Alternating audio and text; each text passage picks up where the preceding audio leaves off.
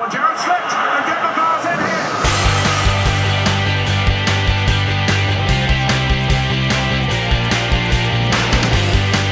Rodriguez again. It's a stunning volley.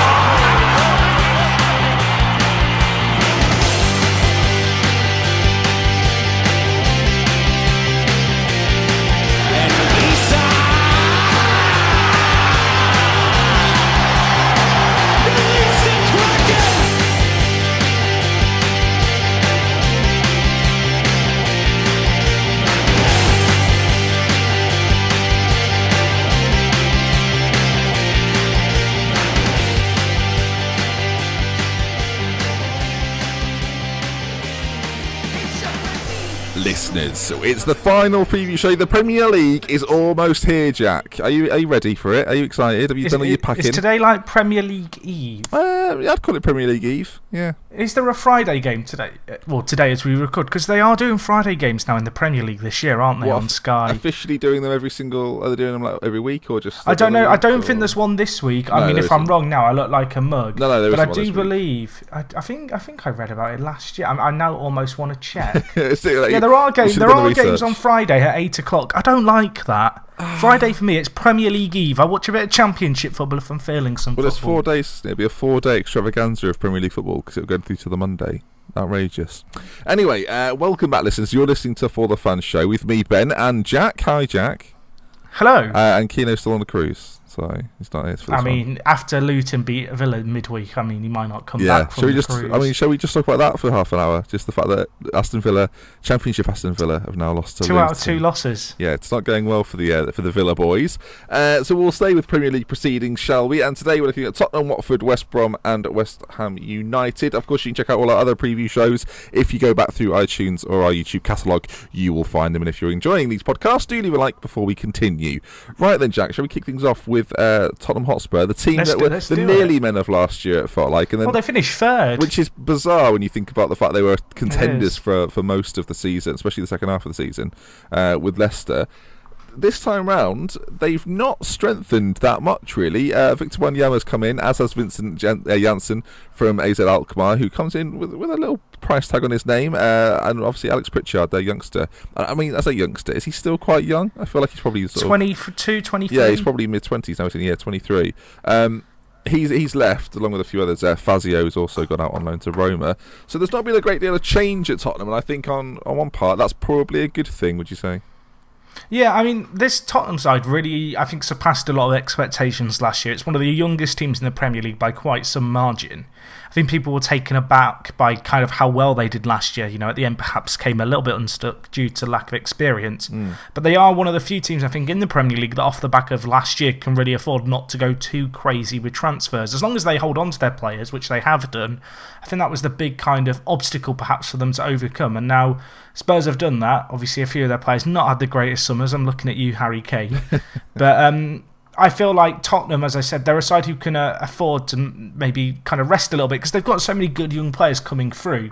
I feel like it'd be foolish in some ways to bring in, a few £20 million signings, considering how well balanced and how well the squad performed last year. Obviously, Wanyama's come in. He's been a player who's been linked with them for a few years now, and perhaps he offers them something a little bit different in the centre of midfield that they've been lacking. Yeah. But really, I really like this Spurs side. I feel like they're going to struggle to perform quite as well as they did last year.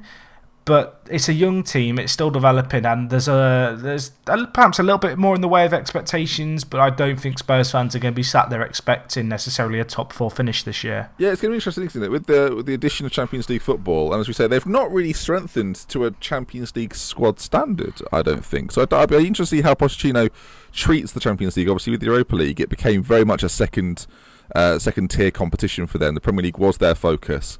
I think once they realised the title was over there, everything kind of just fell apart. And I think a lot was said last year about the mental fragility of this side.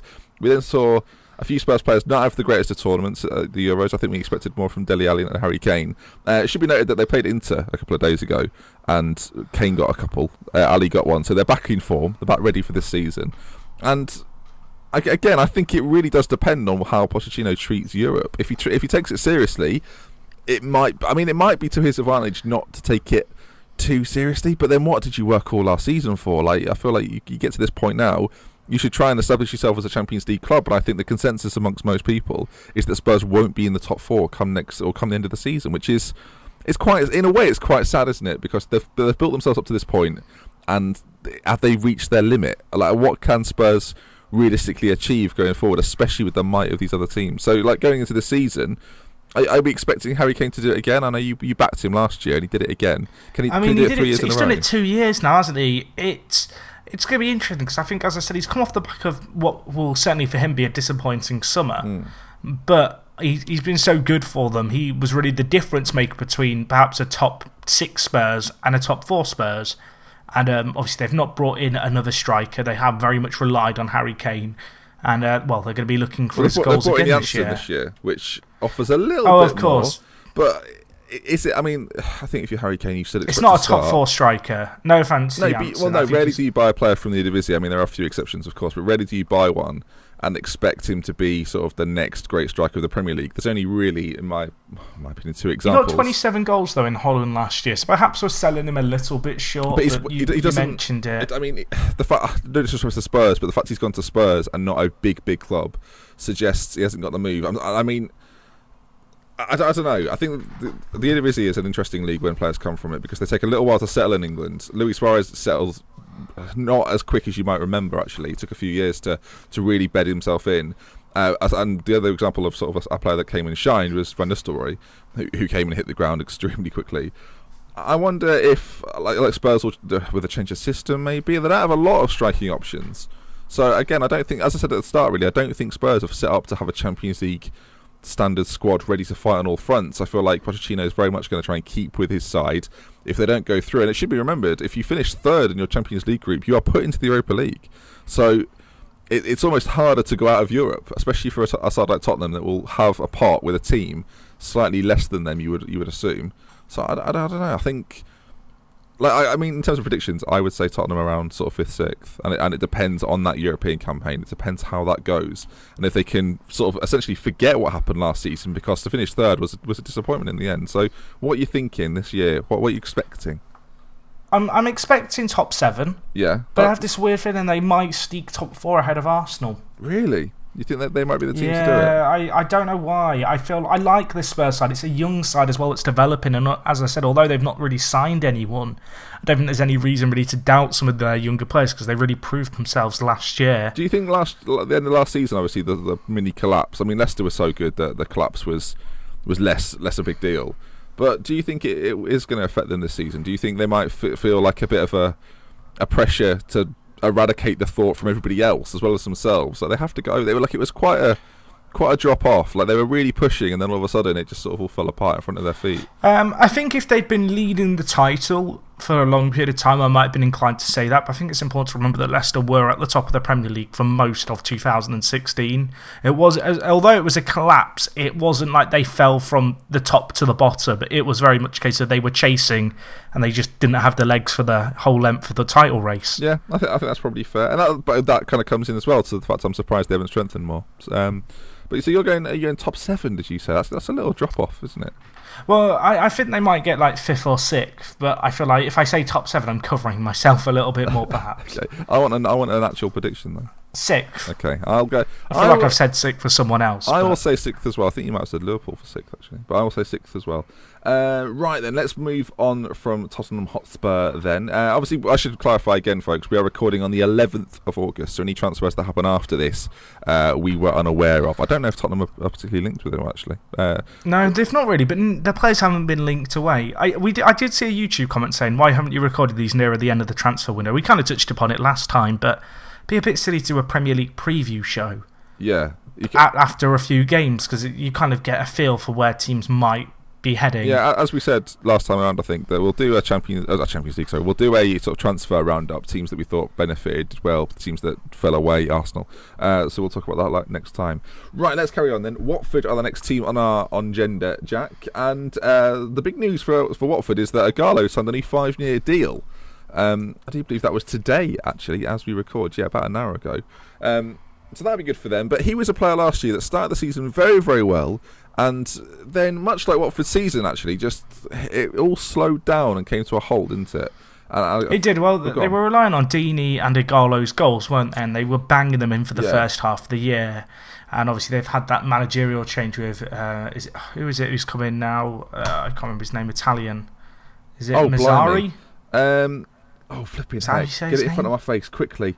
It's Mazzari. I think that's probably not how you say his name. I'm going to have Italian viewers shout at me. He might not even be Italian. Now I'm doubting myself on everything. I'm going to tell you everything about him in about 30 seconds. Excellent. Well, I look forward to it. I feel like I've seen him on FM become a good manager. Is that a reason to judge a manager? Probably not, but I'm pretty sure he's Italian. It's the 64-year-old Italian, Walter Mazzari. Again, he's been around a little bit. He's had a little. I wasn't wrong. He had a little spell at Inter. He's not actually managed for a couple of years. Interestingly, had a 4-year spell at Napoli. You remember when Lavezzi, Cavani, and Hamsik were there? He was. What a day that was in FIFA when those three linked up. He was there when they were a trio. He said this is his first job out of Italy, which I think will sort of big job out of Italy, especially. So it's going to be interesting to see how he fares. Again, I think Watford fans won't know that much about him until maybe 5 or 6 games in. They can figure out what he's going to do with that team, how he's going to change them. Because I like at the end of last season, there was a lot of talk. You might remember this. There was an outrage that Quique Flores got removed and was replaced. And actually, I agreed with the decision. I thought that from an owner perspective, it wasn't the worst thing they could have done. I think they won 2 games from sort of March to the end of the season. It wasn't good. I think it was 4 games since the turn of the year. Like for a team that started so well, they fell off. Yeah, I quite like how Watford have run it. It's quite a ruthless regime, but it's got them to where they are. You know, they've had very much that cutthroat attitude. Obviously, they kind of showed that a little bit with the transfers last year when they kind of just signed like 12 new first-team players or whatever it was. Obviously, a little bit quieter this year, I think it's fair to say. But it's kind of the way they've been running. It's kind of worked for them up until this point, and there's lots of teams that get praise for kind of sticking with managers and, you know, being willing to give managers time. I think Swansea were a good example of that perhaps earlier on last season. Of course, we all know how that ended. Yeah.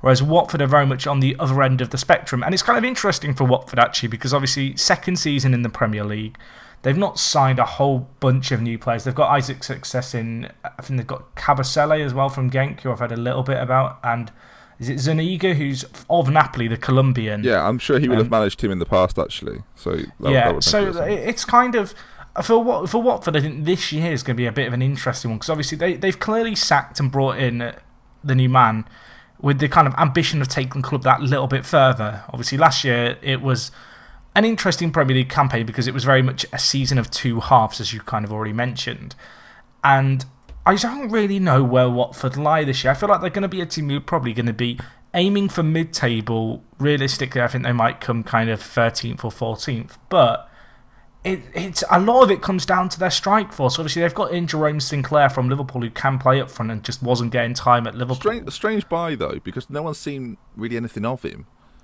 This is true. And they've got Isaac Success in as well. So they have brought in a few strikers as kind of options there. Isaac Success, a player who... You like saying that, don't you? I can tell. It's a great name. Yeah, you said it like 4 times in about a minute, so I'm pretty sure you enjoyed it. I'm going to keep saying it now. He's a player who, if you've played Football Manager, you've probably come across. I believe he's Nigerian. I'm really excited and interested to see how he fares, because I think he came in for a club record transfer fee. Yeah. And... there's going to be a little bit of pressure on him, and ultimately he is going to be expected to perform to really make a difference for Watford this season. Yeah, we'll see how they get on. I think for Watford, you'll again. I sort of said it. The Watford fans will begin to know what their manager's like, what he'll do.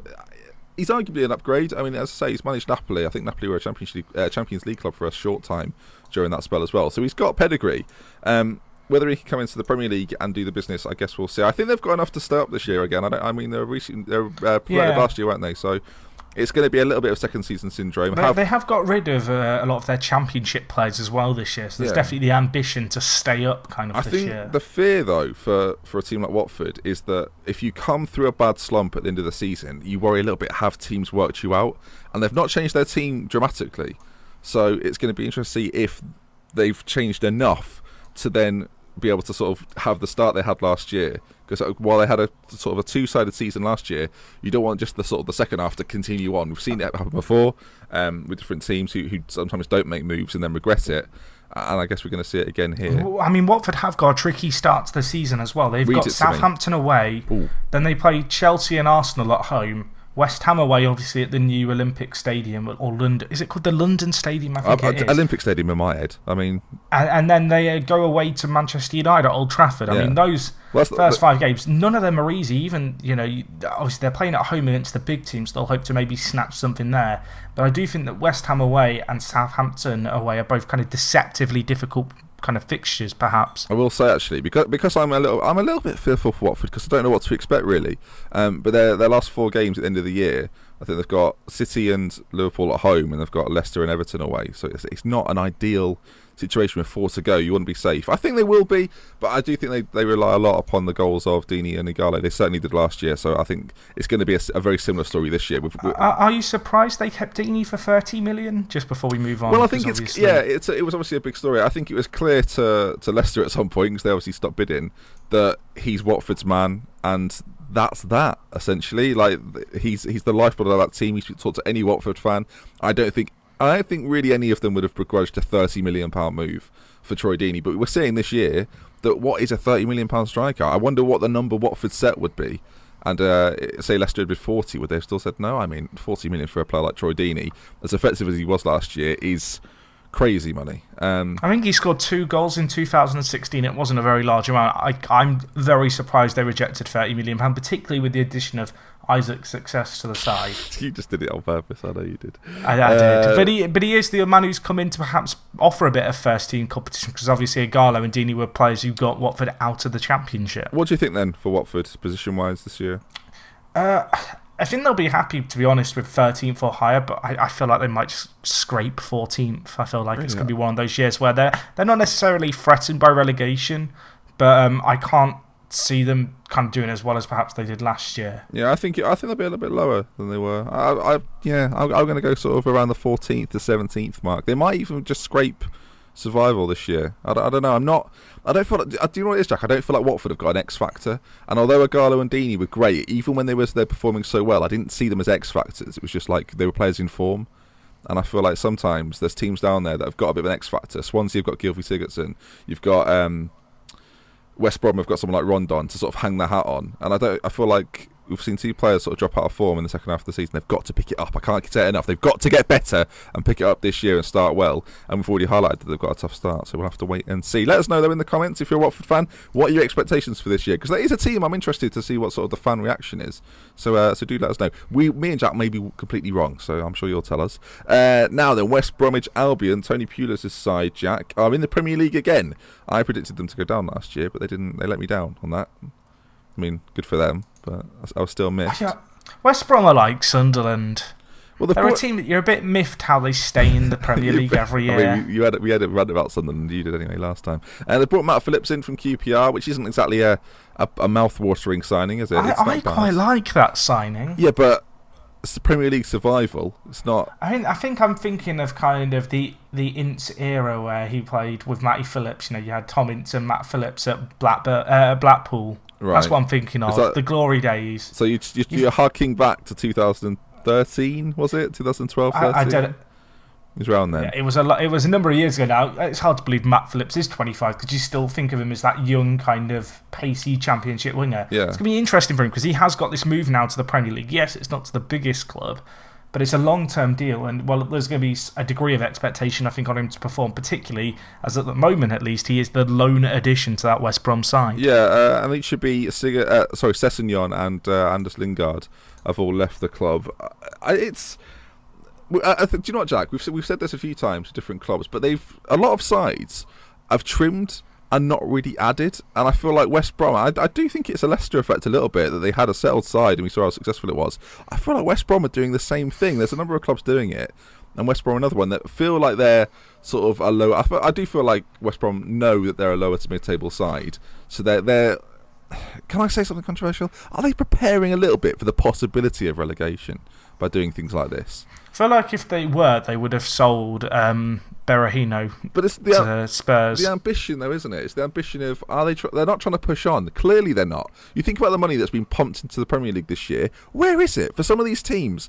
Again, recording on the 11th of August. In the next few days, in the next sort of 3 weeks. I feel like even if they were to go and sign a few more players now, the question really has to be raised: why are so many clubs leaving it till after the season has started? Yes, there are a few new managers in the Premier League this year who perhaps don't know their squad so well, and maybe it does take 1 or 2 competitive games to get their bearings. Tony Pulis, though, not one of those. Not a new manager. Exactly. I feel like it's a risky game to play, although it's kind of a Pulis thing, I can imagine, that he just won't sign anyone now. Well, he was at the Euros, so I don't know why he hasn't, done a bit of scouting. I feel like I can't imagine Tony Pulis scouting. I feel like it would be quite a silent like a bird thing. watcher. Yes, but it's funny that we said that. I said silent, you said bird watching. He would do it in maybe with binoculars. No matter how close to the pitch he was stood, I feel like you get. I like to think in his back garden he's got a big kind of pop-up projector screen, and he sits in his garage with some binoculars watching Match of the Day through his shed window. Yeah. That's how I imagine it. Yeah, hat off, glasses off, just sort of sits back with binoculars. What picture are you painting here? I don't know where this is. He's quite an angry man, so I feel like he probably does fishing or something. I feel like this is the point where Kino would say we've gone off the rails. He's not here. How will West Brom deal with the impending loss of Johnny Evans to Arsenal, though, Jack? That's the real question. Do we think that's going to happen, by the way? I mean, he's in my fantasy football team on the hope it might happen, as was Lukaku and John Stones on the hope that they'd move too. Well, one's done. One has gone. Exactly. I've got 1 out of 3 so far. Yeah. I think West Brom's squad is okay. I feel like they're starting 11. They're another side. Good starting 11, and beyond that, I'm worried that with injuries in the wrong places, and they are going to be punished for not bringing in more players. As we say, there's still a little while to go, so we'll have to wait and see. And obviously, we'll be covering them throughout the season, so we'll have to see how they get on. I've once described West Brom, WBA, as the most boring team in the league, Jack.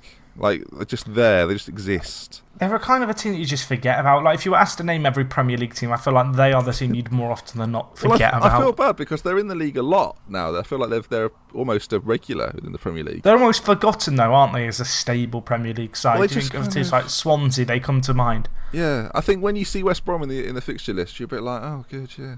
I've been to the Hawthorns a few times. It is a really nice stadium, and I don't dislike the club. I've never been. I don't know how I picture it. I picture it to be. You walk like alongside a train line if you park where I parked. It's quite a nice walk, though. If you park, there's a few bodies in the. There was a few bodies in the ditches, but other than that, it was nice. I mean, that took a turn, didn't it? So we'll have to wait and see then. I think they will bring in a few more players. I think a creative midfielder is needed, especially when you play like Sessegnon leaves. You need to fill that void of someone that can come on and be a bit of an X factor. I dare say Watford need that as well, talking about Watford a moment ago. So West Brom then, will they survive again? I mean, here's the issue I've got is I've kind of tipped Burnley, Hull and Sunderland for relegation, but I feel like West Brom could get relegated too. Can we change the rules for go down? Well, last year I said West Brom would go down, and I was wrong, which was disappointing. Leicester almost sounds like you're willing them to go down this year. Well, yeah, I thought they made me look an idiot last year, so if they can make me look less of an idiot this year, that'd be great. But I do think it'll be around sort of that 14th to 17th mark. That's my expectation anyway. I think they're okay. I think they're one of those teams that, because they're a Pulis side, they'll surprise a few people.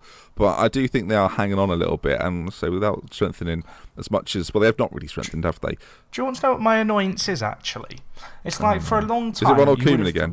No, about 4 or 5 years ago, you would have paired Stoke and West Brom as very similar sides. I feel like in a lot of ways. But Stoke grew up. Well, yeah, that's the thing. Stoke have now finished 9th 3 years in a row. They've showed ambition with their signings and they've made progress, whereas West Brom are they've not moved forwards nor backwards, really. They're just kind of a Premier League side at this point. Yeah, I can see why that would annoy you, because you feel like Stoke have done so much to try, and West Brom haven't tried. Is that how you feel about it? That's how I feel. Shall we move on to the last team, which definitely have tried? Well, they've tried a lot. Mental. They've tried too much, if anything. West Ham United are the final team to cover. The outs, I will do this quickly. Joe O'Brien's left, a bit sad because he was a bit of a cult hero. I was going to say, do you know what? There, I think he said Upton Park, but it's not, is it? They've ruined that. It's London Stadium. The Olympic Stadium. I'm still going to call it that. Elliot Lee's left as well, and James Tompkins has gone to Crystal Palace for £10 million. On the ins then, Tony Marsden has just joined. Neudvelt has joined from Mönchengladbach. You've got Fengoudi's joined now as well. Torre's there. Who else have they got? Andre Ayew very recently joined. Very interesting transfer, that one, Peachy. I wasn't expecting that necessarily. I think Ayew's been due a move to the Premier League for a while. Obviously, he got that last year with Swansea, and he performed well for them. Yeah. But, well, he's now a £20 million sale. Swansea make a little bit of money. West Ham United have some additional strength kind of in that attacking threat, which they really have been adding quite a few players in. You mentioned kind of Feghouli earlier. Obviously, Ayew's come in. There's Gökhan Torre, the Besiktas winger, who obviously he was kind of tipped a few years ago to be a really good player, and I'm kind of surprised it's taken him this long to get a move to a big European league. No disrespect, of course, to the Turkish league.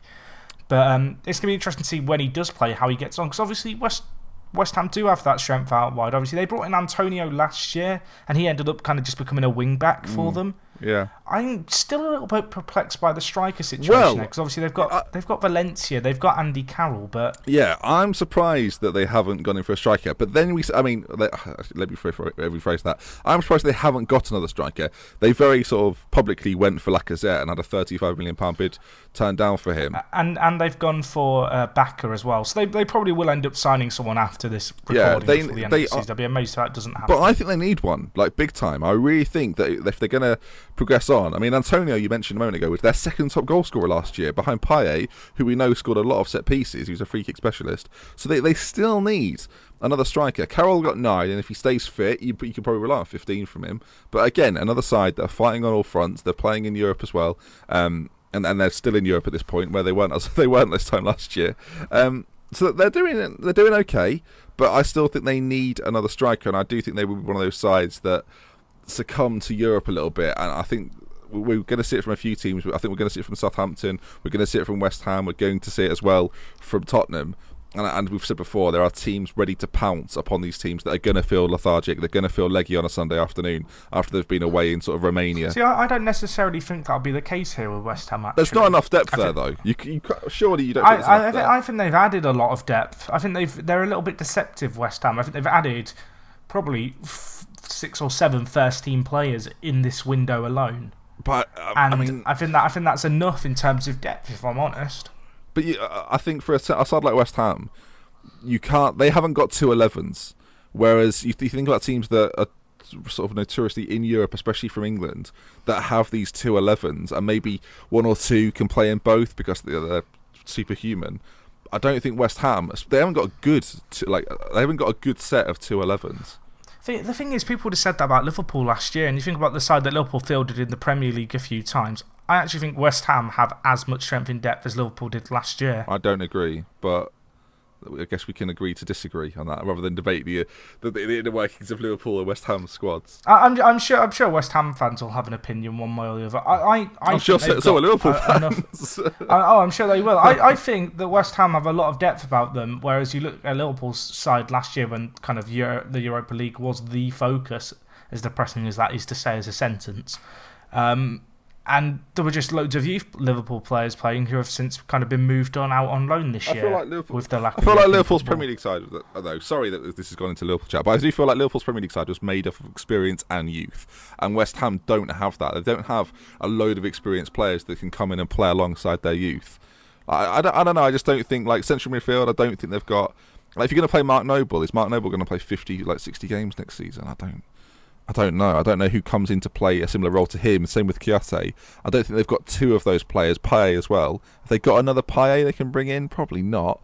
So, in what games do you use him? The balancing acts from Bilic is going to be the key thing. If he can get them working like he did last year and believing in a system, they had a great year last year. So part of me does want to see that. Apologies. That's Slavan now saying thank you. But we're going to see, aren't we, if Bilic can do it again, essentially. And I'm not 100% sure that West Ham will have as good a season as they did last year.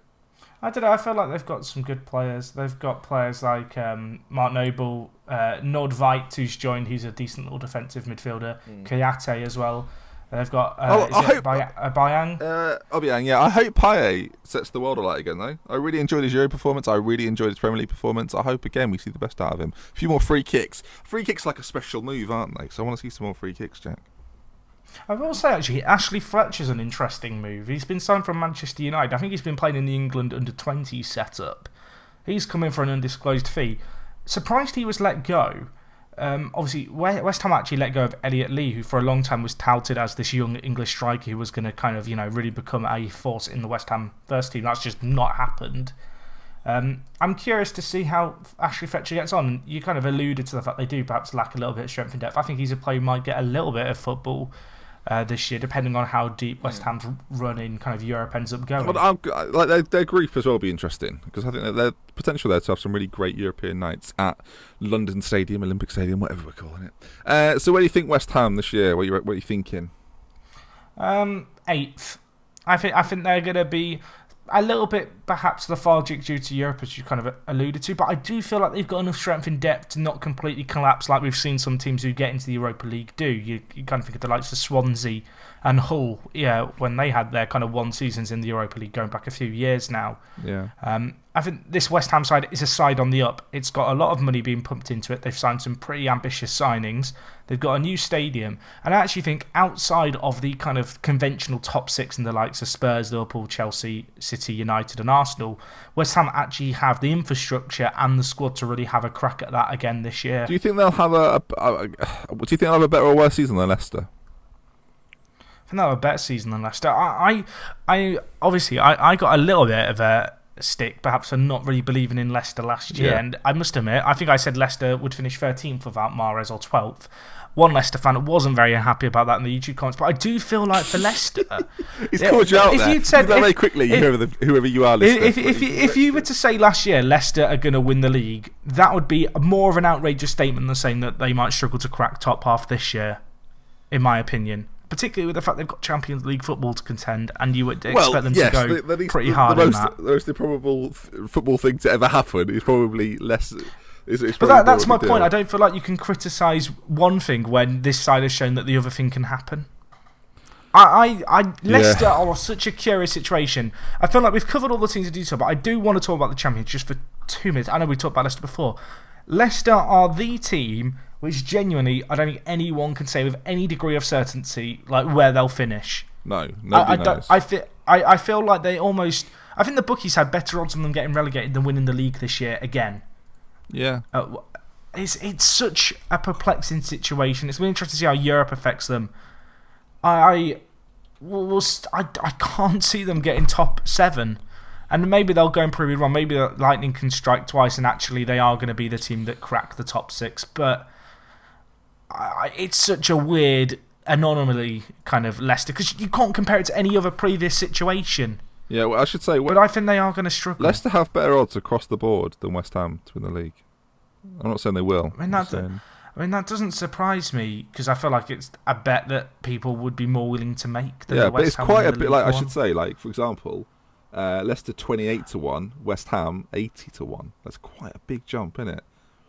I feel like that's a huge jump. I mean, it is, but we're talking about a team finish outside the top half, and I think I don't know. We'll see. I feel like I might be shooting myself in the foot here by laying out my stall and saying I think Leicester might struggle this year, but I worry for them. I want the fairy tale to continue. Okay. Right, next time round, I think we'll have Keno back next Monday. As we mentioned before, the pod will probably be on SoundCloud as well as iTunes and YouTube next time round. And you may well have listened, or you may well listen to the next episode on my channel as well, Jack. I'm going to upload it. I don't know if you are too, but I'm going to. I've decided. Bold. Yeah.